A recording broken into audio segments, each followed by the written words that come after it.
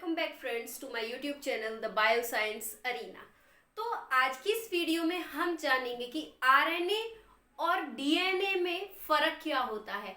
हमने डीएनए के बारे में जान रखा है कि डीऑक्सीराइबोन्यूक्लिक एसिड इसकी फुल फॉर्म है, इंफॉर्मेशन को कैरी करता है। आरएनए के बारे में भी हमने ये पढ़ा है कि इसकी फुल फॉर्म राइबोन्यूक्लिक एसिड होती है और ये भी जेनेटिक मटेरियल को कैरी करता है। पर इन दोनों में मेन डिफरेंस क्या होते हैं ये हम आज की वीडियो में जानेंगे। एंड आई होप आपके जितने भी डाउट होंगे डीएनए आरएनए के डिफरेंस से रिलेटेड वो बिल्कुल क्लियर हो जाएंगे आफ्टर दिस वीडियो। तो सबसे पहले डीएनए की फुल फॉर्म क्या है? As we all know that deoxyribonucleic acid and the full form of RNA ribonucleic acid. अब जो डीएनए होता है उसका मेन फंक्शन क्या होता है? ये जेनेटिक इंफॉर्मेशन को स्टोर करता है। अब आरएनए का जो मेन फंक्शन होता है, हमें ये पता है कि डीएनए से जो इंफॉर्मेशन होती है वो आरएनए में जाती है, यानी कि आरएनए भी इंफॉर्मेशन को कैरी करता है। लेकिन जो आरएनए का मेन फंक्शन होता है वो ये होता है कि it involve mainly in protein synthesis, यानी कि प्रोटीन का जो सिंथेसिस होता है वो आरएनए से होता है। अगर आपने सेंट्रल डोग्मा के बारे में पढ़ा हो कि जो डीएनए से आरएनए बनता है, आरएनए से प्रोटीन बनती है, ये है सेंट्रल डोग्मा। तो डीएनए की जो इंफॉर्मेशन होगी, जेनेटिक इंफॉर्मेशन, वो आरएनए तक जाती है एंड देन प्रोटीन तक जाती है। तो ये सेंट्रल डोग्मा है। आरएनए का क्या मेन फंक्शन है कि आरएनए से प्रोटीन का सिंथेसिस जो होता है वो आरएनए से होता है।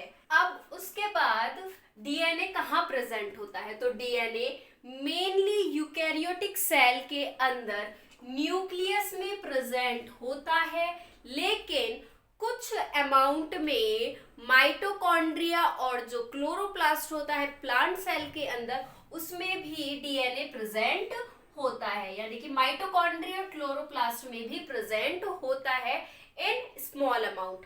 और प्रोकैरियोटिक सेल की अगर हम बात करें तो प्रोकैरियोटिक सेल में जो डीएनए होता है वो साइटोप्लाज्म में प्रेजेंट होता है, सेल की साइटोप्लाज्म में प्रेजेंट होता है। अब हम बात करें आरएनए की, तो आरएनए साइटोप्लाज्म में प्रेजेंट होता है, लेकिन कुछ अमाउंट में न्यूक्लियस में भी प्रेजेंट होता है।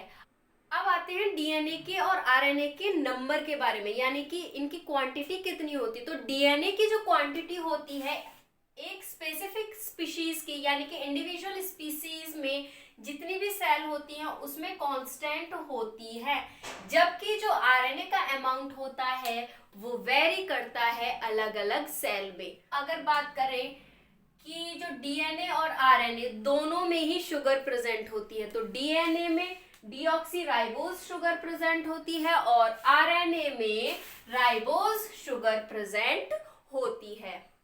अब जो डीएनए और आरएनए होते हैं दोनों ही बेस पेयर से मिलके बने हुए होते हैं, यानी कि नाइट्रोजनस बेस प्रेजेंट होते हैं।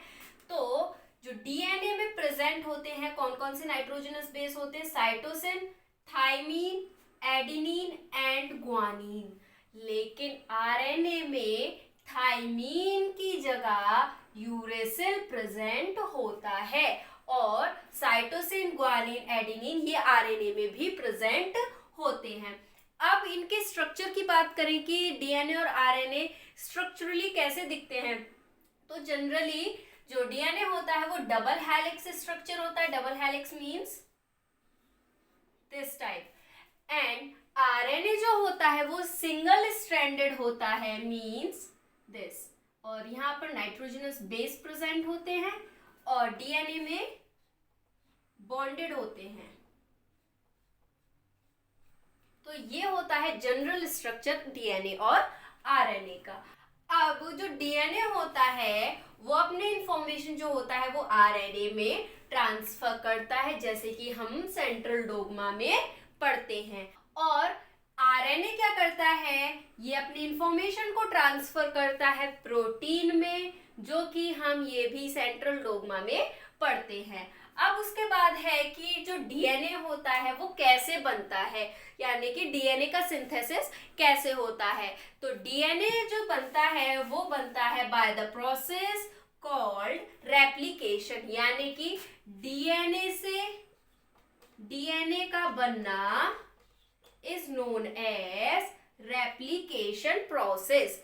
तो रेप्लिकेशन प्रोसेस के थ्रू डीएनए बनता है, जबकि जो आरएनए होगा वो आरएनए जो होता है ये ट्रांसक्रिप्शन प्रोसेस के थ्रू बनता है। अब ट्रांसक्रिप्शन प्रोसेस में क्या होता है, formation of RNA from DNA, यानी कि डीएनए से आरएनए का बनना इज नोन एज ट्रांसक्रिप्शन।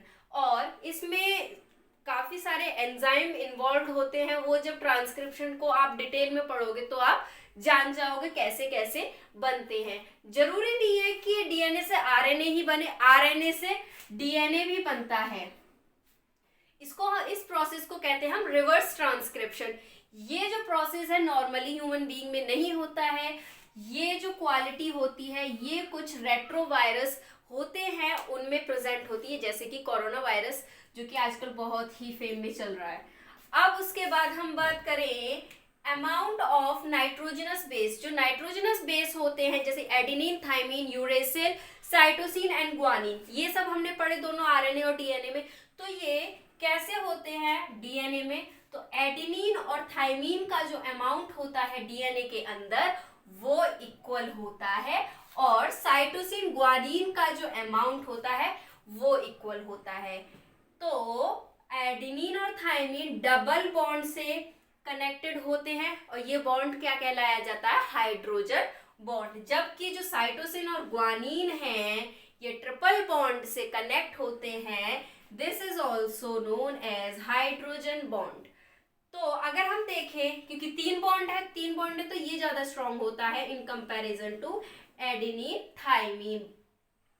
अब हम देखें आरएनए में, तो आरएनए में amount of adenine and uracil is not equal as well as the amount of cytosine and guanine is not equal, यानी कि एडेनिन और यूरेसिल, साइटोसिन, ग्वानिन का अमाउंट इक्वल नहीं होता एक दूसरे के।